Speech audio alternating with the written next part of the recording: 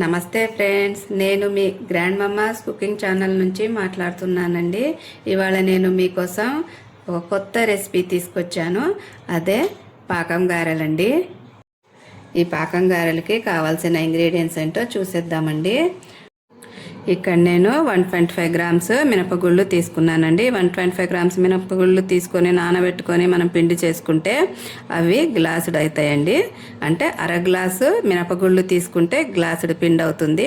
గ్లాసుడు పిండి అయినప్పుడు మనం గ్లాసుడు బెల్లం కూర తీసుకోవాలండి. పాకం కోసము ఒక గ్లాసు అంటే పావు కేజీ నిండుగా బెల్లం కూర తీసుకొని పాకం పట్టుకోవాలన్నమాట. ఇంకా వాసన కోసం ఈ 5 ఇలాచీలు దంచి వేసుకోవాలండి పాకంలో. ఇప్పుడు మనం 5 గంటల ముందు ఈ మినపగుళ్ళు చక్కగా కడిగేసుకొని నానబెట్టుకోవాలండి. 5 గంటలు అయిపోయిందండి. పప్పు కూడా నానిపోయింది. ఇలా నానాలండి. ఈ పప్పుని మనం మిక్సీలో వేసుకొని ఆడిద్దాము. మెత్తటి పేస్ట్ చేసుకోవాలి.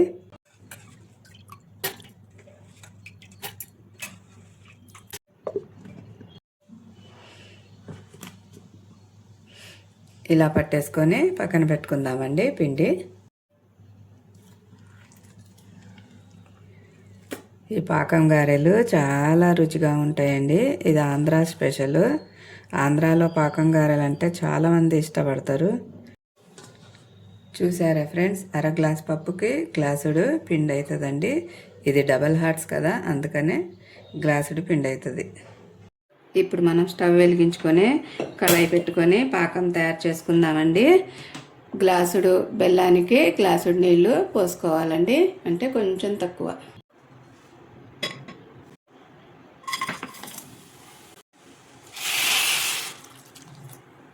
ఈ పాకం తీగ పాకం రావాల్సిన అవసరం లేదండి. మామూలుగా మనం గులాబ్ జామును, ఈ జిలేబీ వీటికి చేసుకుంటాం కదా, అలాంటి ఆ పాకం వస్తే చాలు.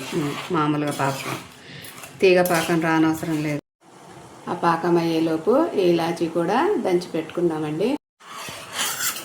పాకం రెడీ అయిపోయిందండి. ఇందాక చెప్పా కదా, తీగ పాకం కాకుండా మామూలుగా లేత పాకం రావాలని కొంచెం జిడ్డుగా, అంటే తేనెలాగా ఉండాలండి. మనం గులాబీ జామును అవి చేసుకుంటాం కదా, జిలేబీలు, అలాగ ఉండాలి. ఇప్పుడు ఇందులో అర నిమ్మకాయ పిండుకుందామండి. కొంచెం అంటే ఈ పాకం గట్టి పడకుండా ఒక చిన్న అర నిమ్మకాయ పిండేసుకుంటే పాకము గట్టి పడదండి. ఇప్పుడు ఇందులోనే ఇలాచీ కూడా వేసేసుకుందామండి. ఇలాచీ వేసేసుకొని పక్కన పెట్టేసుకుందాం. ఇప్పుడు మనం ఈ నూరుకున్న పిండిలో ఉప్పు కలిపేసుకొని గారెలు వేసుకుందామండి. ఇప్పుడు కళాయిలో నూనె పోసుకొని వేడయ్యాక మీడియం ఫ్లేమ్లో పెట్టి గారెలు కాల్చాలండి. గారెలు వేసుకొని మనం అవి పాకంలో వేసేసుకోవాలి. ఇలా పిండి తీసుకొని ఇలా పెట్టేసుకొని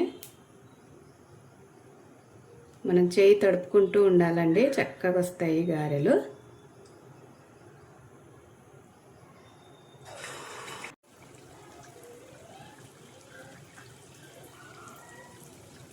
ఇవి గోల్డెన్ బ్రౌన్ వచ్చే వరకు వేపుకొని ఇవి పాకంలో వేసేసుకోవాలండి. వేడివే పాకంలో వేసేసుకోవాలి.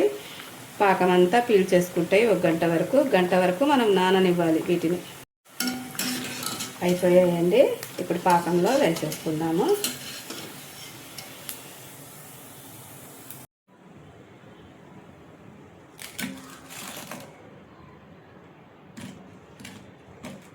ఇలా పాకంలో వేసేసుకొని ఒక అర్ధ గంట తర్వాత మళ్ళీ తిప్పేసుకోవాలండి. ఇవి మునిగి చక్కగా మెత్తగా అయిపోయి పాకమంతా పీల్చేసుకొని మెత్తగా అయిపోయి రసం గారుతూ ఉంటాయండి.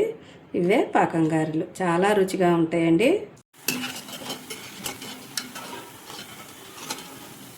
ఇలా వేడి పాకంలో వేడి గారెలు తీయంగానే వేసేయాలండి. అలా వేస్తేనే తొందరగా నానుతాయి గారెలు. చూసారా ఫ్రెండ్స్, వేడి టేస్టీ పాకం గారెలు రెడీ అండి.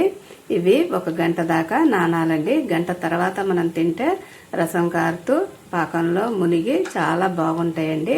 ఒకసారి మీరు కూడా ట్రై చేసి చూడండి. నేను చెప్పిన కొలతలతో చేసుకుంటే పాకం గారెలు చాలా రుచిగా ఉంటాయండి. అన్ని ఇంగ్రీడియంట్స్ సమానంగా సరిపోతాయి. మీరెప్పుడు గ్రాండ్ మమ్మాస్ కుకింగ్ ఛానల్ చూస్తూనే ఉండండి. మీకోసం కొత్త వెరైటీ రెసిపీస్ తీసుకొచ్చి చూపిస్తానండి. చూడండి ఫ్రెండ్స్, గంట అయిపోయిందండి. పాకంగారలు కూడా చక్కగా నానిపోయాయండి.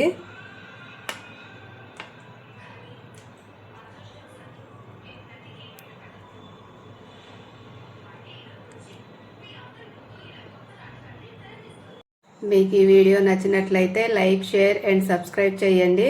వీడియో చూసినందుకు ధన్యవాదాలు.